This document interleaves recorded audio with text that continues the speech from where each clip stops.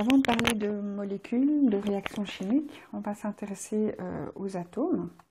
Alors les atomes, on peut avoir plein d'informations concernant les atomes dans le tableau périodique, donc le tableau périodique des éléments. Et donc ce tableau périodique va nous donner des informations sur chaque atome en particulier. Il y a par exemple le nombre atomique. Donc si on regarde par exemple le lithium, on a le nombre atomique en haut en gauche de sa case, numéro 3. On va aussi trouver sa masse atomique relative. Masse atomique relative, c'est écrit là, de 6,94 pour le lithium.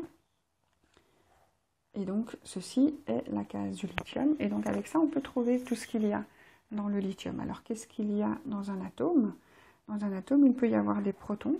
Il peut y avoir des... Il y a, pardon, c'est pas qu'il peut, il y a toujours, dans chaque atome, du plus petit.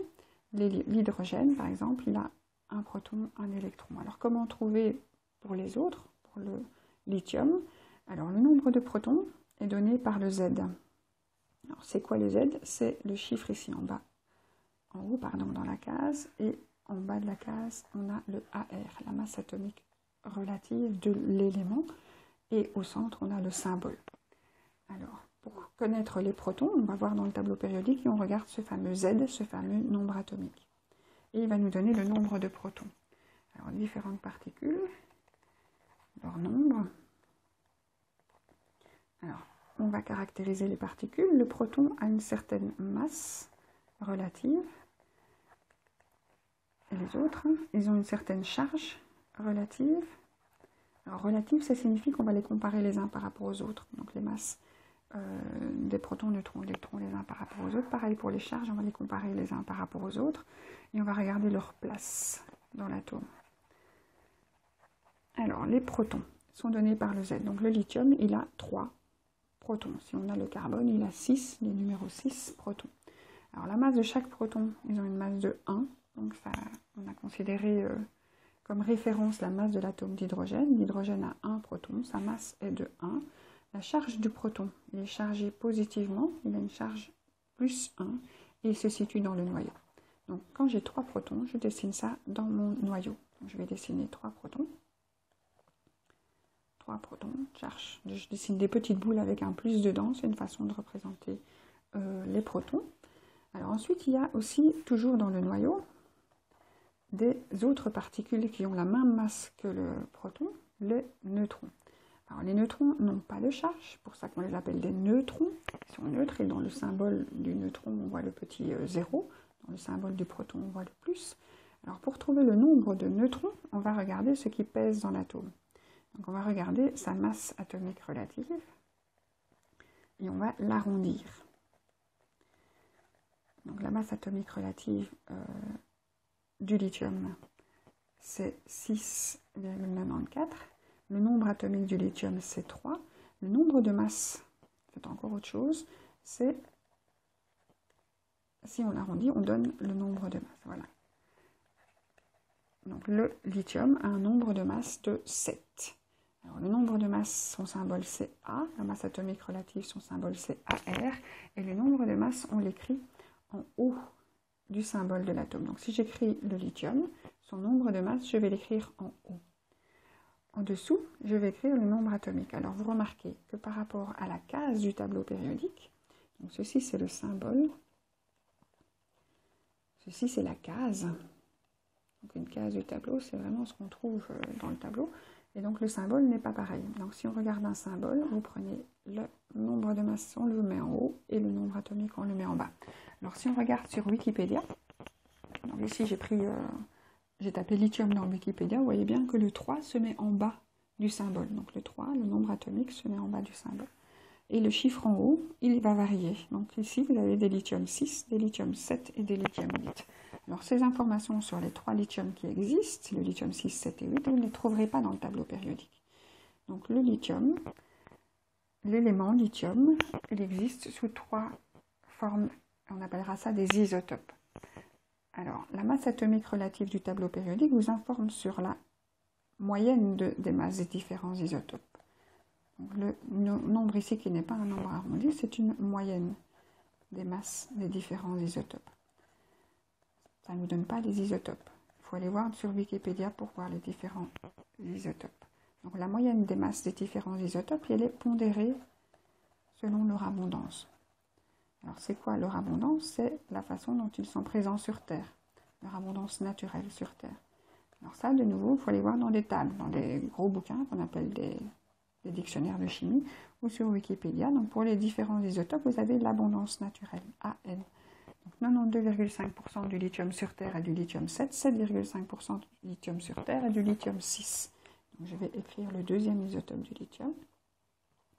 Il a simplement un neutron en plus. Et donc, quand on veut trouver le nombre de neutrons, on doit prendre ce fameux nombre de masse A, qui est souvent la masse atomique relative arrondie, le A, et on va soustraire à ce nombre de masse, à tout ce poids de l'atome, le Z. Donc, en fait, quand vous avez le nombre de masse A, vous avez tout ce qui pèse dans un atome. Vous avez les protons et les neutrons. Donc, dans un atome, ce qui pèse dans un atome, c'est les protons et les neutrons. Ce qu'il y a dans le noyau, les nucléons. Et donc, c'est ça qui va faire la masse, le nombre de masses de l'atome. Les électrons, eux, ils n'ont presque pas de masse. On peut vraiment dire que c'est zéro.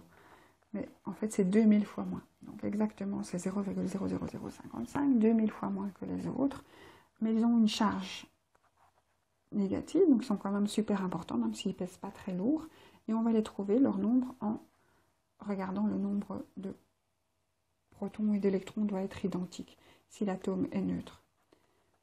Donc si vous commencez à parler des ions, mais ça c'est deux autres vidéos, on ne va pas avoir le même nombre. Mais si vous avez un atome neutre, autant de protons que d'électrons. Donc le Z, le petit chiffre ici, vous donne le nombre de protons et le nombre d'électrons des atomes neutres.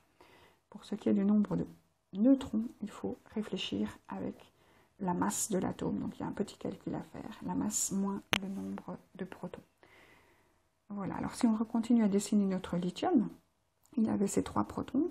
Et si on représente le lithium 7, celui qui est le plus abondant, à 92,5% sur Terre, celui dont la masse atomique relative moyenne est arrondie à 7, et donc on va mettre 4 petits neutrons. Pourquoi est-ce que je mets 4 petits neutrons? Parce que si j'ai une masse de 7, je dois avoir 7 particules dans mon noyau. Donc mon noyau a une masse de 7, il y a 7 nucléons, 7 petites particules qui ont chacune une masse de 1. Donc le noyau, il n'y en a qu'un, je ne sais pas pourquoi je mets X. Alors, autour de ce noyau, je dois représenter les électrons. Ils sont dans le vide autour du noyau. Alors, ces électrons sont parfois représentés en tournant et parfois représentés sur des niveaux d'énergie, sur des couches. Alors, les couches électroniques sont présentées aussi dans le tableau périodique. Donc, vous avez ici les électrons par couche. C'est des petits chiffres sur le bord de la case. Donc pour le lithium, vous avez un petit 2 et un petit 1. Et en fait, sur le bord du tableau, vous avez ici les K, K, L, M.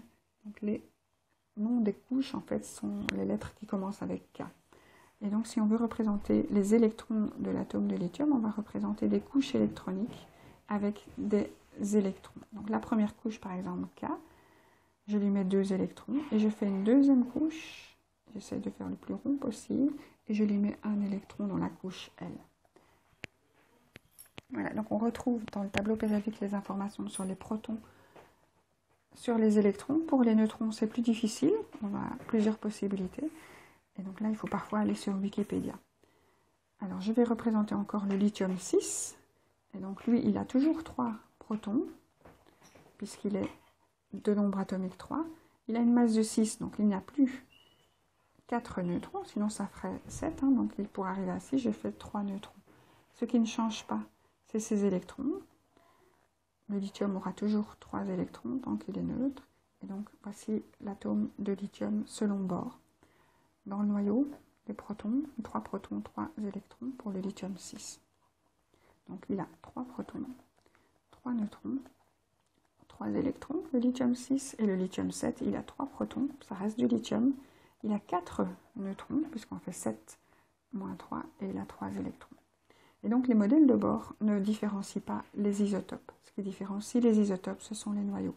Et si on regarde des lithium 6 ou 7 dans la nature, on ne verra pas la différence. Donc la seule chose qui change entre des isotopes, donc si on veut définir un isotope sont des atomes qui sont du même élément, Ils ont le même Z, ils ont les mêmes protons, ils ont les mêmes électrons, ils ne sont pas chargés, mais ils ont, attention, un nombre différent de neutrons. Donc les isotopes du lithium ont parfois 3, parfois 4 neutrons. Ils ont les mêmes propriétés chimiques, les mêmes propriétés physiques. La seule propriété physique qui change, c'est son poids. Et donc quand vous avez dans le tableau périodique une case qui vous parle du lithium, l'élément lithium, en fait, reprend deux atomes différents, isotopes l'un de l'autre.